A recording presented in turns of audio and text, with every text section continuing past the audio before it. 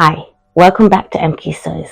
I'm Emma. As you can probably tell from the way my voice is a little bit scratchy, I happened to lose my voice this week. So I hope you don't mind listening to my voice scratch in and out while I share this video with you. Hopefully next week I'll be fully back to normal. This is going to be a Fabric Wheel of Fate video. This is episode number 4, and as you can see, I'm wearing what I made, so it was a success. But before we get to the Fabric Wheel of Fate, I thought I'd give you a pup date. For those of you who don't know, my dog Archie had an operation earlier this week to amputate his tail due to him getting, well, the vet explained it to me like a skin cancer on his tail. Archie has come through his surgery fine. His tail has been amputated and he's already doing much better a couple of days later. So thank you to those who have messaged me to ask how he's going. So far so good. Last time on the Fabric Wheel of Fate, I spun this flocked chiffon fabric that you see me currently wearing right now. And after I stopped recording the video, I went through my patterns to try and work out what I wanted to make. So let's go through the patterns that I had a look at before deciding to make what I did, and then I'll tell you about what I made. So my battery died after I started recording this video, which hilarious because I thought I was ready to record, but obviously not. I plugged it into charge and everything's going fine, and I proceeded to record the video, and I finished it and I went to press the stop recording button, and you know what? I hadn't pressed the record button. So I've just recorded the whole video for today's episode and none of it was actually recorded. I obviously have made the item, but I'm going to talk about the pattern that I ended up making last. I just wanted to show you all the patterns that I considered before deciding on this one. So the first pattern I considered was this new look one, which I have considered earlier in the series. For this one I was going to make the version that the model is wearing, but because I recently made the songbird cardi in another episode of the Fabric Wheel of Fate, this one didn't make the cut. Next I considered this pattern. This pattern I picked up from an op shop when I was away in the UK recently, and I think it would have looked really nice with the chiffon and the lining fabric underneath, but it's another summer pattern, so it would be a while till I got to wear it. I decided that now was not the time to make this one.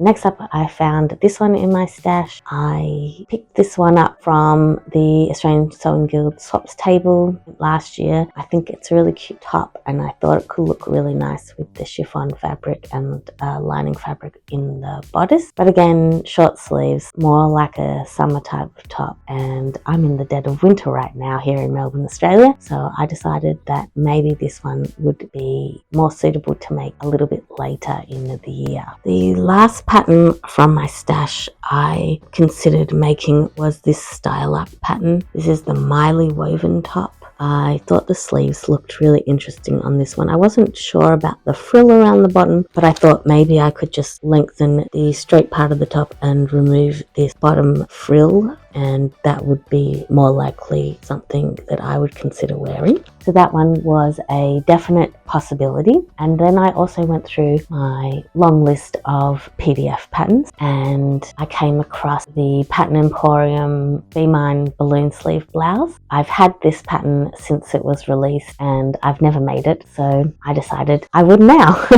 So this is my Pattern Emporium balloon sleeve blouse. As you can see, it's got very pretty balloon style sleeves. I'm really pleased with it. I really like it, and I'm really looking forward to having this one in my wardrobe to wear this winter and in spring on the cooler days. I do think that because it has sheer sleeves that it's more of an evening going out for dinner type top than an everyday top, so I do see myself making some more of these at some point in the future to have more of like a everyday type one that I can wear, you know, out for lunch or like to things at school for the kids, because it's really comfortable and I really love it. I am looking forward to adding more of these tops to my wardrobe. Because I was adding a lining, I did change how I made the neckline. I put the flock chiffon right sides together and sewed the shoulder seam, and then I put the lining pieces right side together and sewed in the shoulder seam, and then when it came time to joining them at the neckline, I actually put them right sides together and sewed around the neck hole, and then flipped it out, pressed it, and then top stitched the neckline. So that's how I did that part, and then everything else I made exactly as per the pattern. Pattern Emporium patterns often will include full bust adjustment pattern pieces already, and I did use the largest option. I've forgotten what they call it in their patterns, but I'll put the name of the pattern piece that I used on the screen, so even though I've forgotten, you'll still know what it is. And I started with a size 16. I do think that I could perhaps have gone down to a 14, because you can probably see, but my shoulder actually finishes like here. I don't know if design wise the pattern is meant to go past the shoulders, but I don't mind wearing a top that looks like it's a little bit big there. It also is a little bit wide around this part of the neckline. Occasionally you will see my bra strap poke out, so I possibly could have gone down to a 14. I did grade out to a size 20 at the hips from under the bust dart. They were the only changes I made to the pattern, and I'm really pleased with how it turned out. I feel really pretty in it, and yeah, I'm looking forward to getting lots of wear, and I can't wait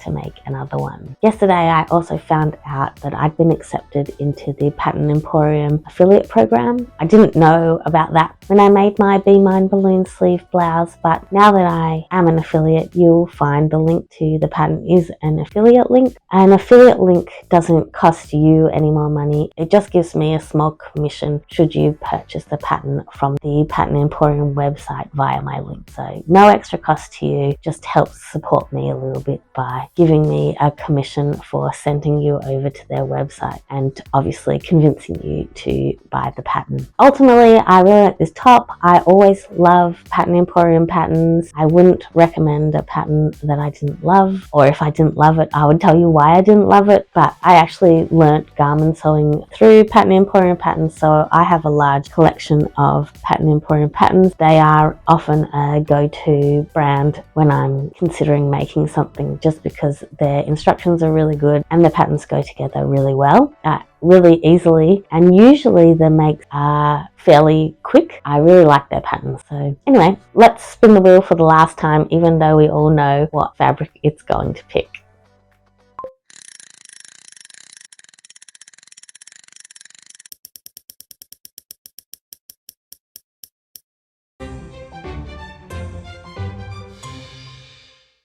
So this is a knit fabric. It's got basically no stretch other than the mechanical stretch. I think it must be a fleece black French terry. I got it from the Australian Sewing Guild swaps table a while ago, and I can't wait to make up the last fabric. In fact, let me tell you a secret. I've actually already made up the last fabric. I know, I'm sorry, I've already done it. But if you have any ideas of what you think I might have made, I'd love to hear what you think down in the comments. So I'm going to actually go and record that video straight after this one, so hopefully you'll get it next week or the week after. I'd love to hear down in the comments what you think of my blouse, and I'd also love to hear what you think I've made with the last remaining fabric from my fabric wheel of fate. I do want to take a moment to thank Carol from Sew Carol for coming up with this really fun challenge. I really enjoyed completing all of these projects. It's a really fun way to choose what you're going to be making next and using up the fabrics that have been sitting in your stash which you're not 100% sure what you want to do with. So thanks, Carol. If you click on the Fabric Wheel of Fate hashtag, you'll come up with a whole bunch of videos from other channels that are also participating in this fun challenge. The next episode of my Fabric Wheel of Fate will be the last episode of this series. I hope you're enjoying this series. So I think that's it from me. I hope you have a creative day, and I'll see you next time. Bye. It was just me talking to the camera and nothing got recorded. So I'm sorry, I have no idea where I was up to. Right sides together? Yeah, right sides together.